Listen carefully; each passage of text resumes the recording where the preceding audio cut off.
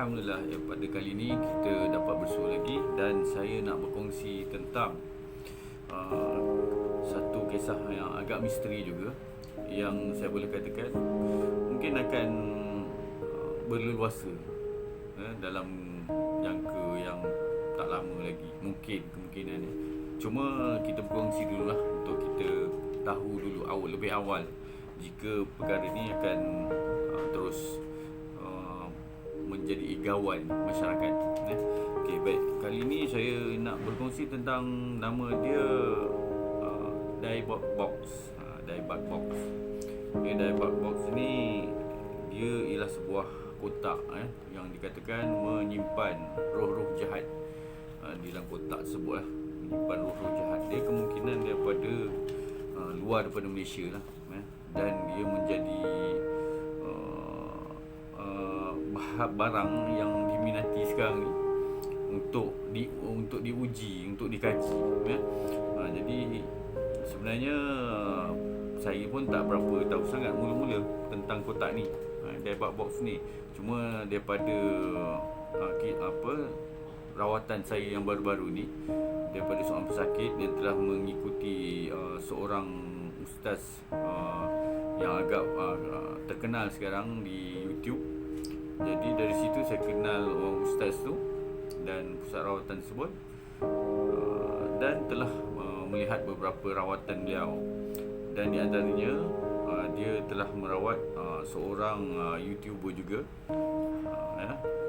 Jadi YouTuber tersebut mengalami gangguan berpunca daripada yang namanya ni Daebak Box.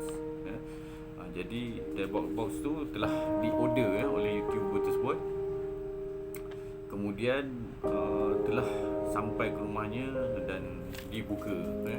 Mungkin dia sebagai satu konten dalam YouTube beliau. Dan bermulalah episod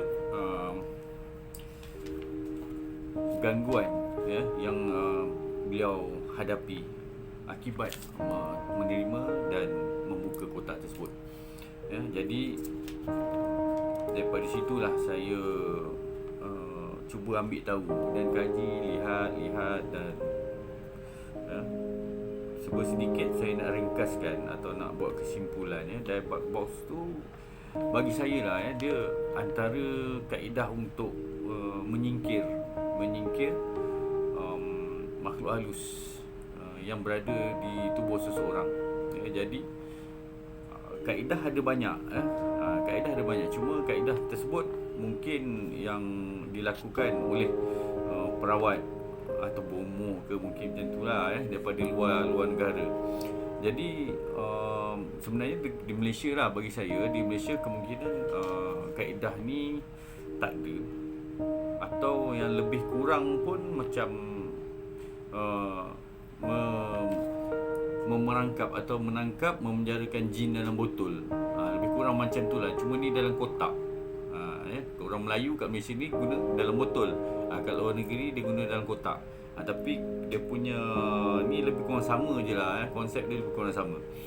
Jadi jadi ini antara kaedah lah yang mungkin kaedah sesebuah negara yang berbeza daripada Malaysia ni kan. Jadi berbagai cara lah mengikut kepercayaan masing-masing dan cara masing-masing.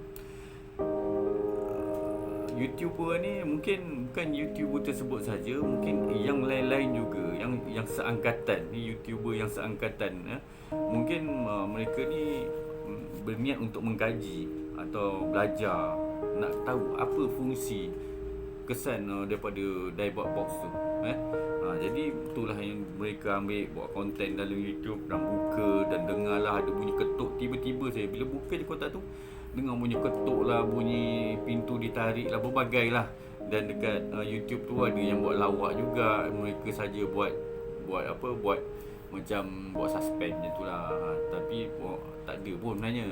Tapi ada juga yang benar-benar menerima gangguan tersebut. Memang ada yang saja bergurau pun ada, yang memang betul-betul pun ada. Jadi itulah dalam isu ni sepatutnya lah kalau katalah contoh nak kaji benda tu, nak tahu betul ke benda ni macam ni kan. Jadi sebaiknya lebih baik ada seorang yang ahli dalam bidang tersebut berada semasa kajian tersebut nak dilakukan. Jadi bukan apalah, benda ni kita bila berkecimpung dalam bidang ni, kita akan berhadapan dengan pelbagai kemungkinan. Jadi itulah, lebih baik ada seseorang yang ahli dalam bidang tersebut menyertai dalam aktiviti tersebut lah. Dan perlu penting kita tahu bila kita dah terlibat dalam suasana tersebut, memang perlu berhati-hati supaya kemungkinan-kemungkinan yang di luar jangkaan tu dapat kita hadapi setelah kita bersiap sedia. Tak adalah kita buat dulu kemudian jadi apa-apa perkara yang pelik, kemudian baru nak kelang kabut cari orang, macam tu susah. Kalau kita dah siapkan, okey kita nak buat ni, kita perlu penyediaan, okey perlukan ini, panggil gitu ke apa kan, semua dah siap, baru boleh panggil. Itu okey lah macam tu. Dan itulah pada era zaman teknologi sekarang ni pun sebenarnya itulah akan dah timbul macam-macam ataupun ragam dan sikap yang unik daripada lapisan golongan umur masyarakat dekat Malaysia ni. Ada yang terlalu berani nak mencuba itu, mencuba ini. Jadi kadang-kadang tu yang pelik-pelik pun ada dah kan.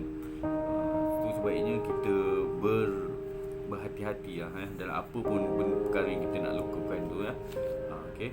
Dan itulah saya nasihatkan, seandainya sesiapa pun yang dah mengalami perkara yang pelik, gangguan, saya nasihatkan pergilah cari mana-mana perawat atau pusat rawatan supaya dapat membantu untuk menyelesaikan, untuk menyingkirkan apa-apa juga yang telah hadir bersama dengan bahan tersebut lah, atau apa-apa bahan juga yang mengundang perkara-perkara misteri. Jadi saya nasihatkan kepada semua rakyat Malaysia, terutama yang muda-mudi, kalau katakan ada bercadang untuk kita mengambil order tu daripada eBay mungkin dari buat box tu, saya nasihatkan batalkanlah niat anda. Batalkan. Kerana apa? Kita mengambil sesuatu perkara yang untuk kita memuji tu yang tak berfaedah lah. Sebenarnya kalau dekat Malaysia, dia benda tu macam satu tempat, satu objek yang kita letakkan apa juga jin ke apa dalam tu yang mengganggu manusia tau. Contoh macam orang panggil sekarang ni, gangguan apa-apalah, saka ke sihir macam tu kan, dia letakkan dalam tu kemudian dia lepaskan. Kita kat sini lepaskan. Sama macam mereka kat sana, kat luar negeri tu, mereka pun melepaskan apa juga setan, iblis yang ada dalam badan mereka tu di sesuatu objek ke apa yang diniatkan lah kepada dari perawat belah sana, bomoh ke apa belah luar Europe ke mana kan, mereka ada cara mereka sendiri. Tapi kenapa kita perlu nak ambil pula benda tu kan? Kita nak ambil benda tu, kita konon nak gaji semua, tahu tak, yang tok bomoh sana tu dia nak menangkap benda tu, nak letak dalam tu punyalah pun tak tahu berapa punya banyak kadam dia guna untuk masukkan yang jin ganggu dalam benda tu. Ini berapa banyak kadam dia guna. Yang kita pula ambil bawa kat sini nak gaji, nak buka, nak tengok. Oi, jangan main-main ni. Ini bukan perkara main-main tau. Saya nasihatkan cukuplah setakat apa yang dah Prince Smith, nama dia Prince Smith. Kalau tengok YouTube kan, Prince Smith, tengok ada cerita yang pasal dia order table box tu jadi cukuplah tengok macam mana dia hidup dia sekarang, macam mana kesian tengok kena ganggu, betul-betul yang kena ganggu. Jadi saya nasihatkan cukuplah, tak perlu lagi kita nak teruskan apa-apa juga yang perkara yang tidak mendatangkan faedah tu. Saya harap ini nasihat saya ni, mana-mana yang berkaitan sila ambil berat ya, apa-apa nasihat saya ni. Jadi setakat ni dulu untuk kali ni. Jumpa lagi, jaga diri baik. SOP semua jaga. Assalamualaikum. Lain dari yang lain.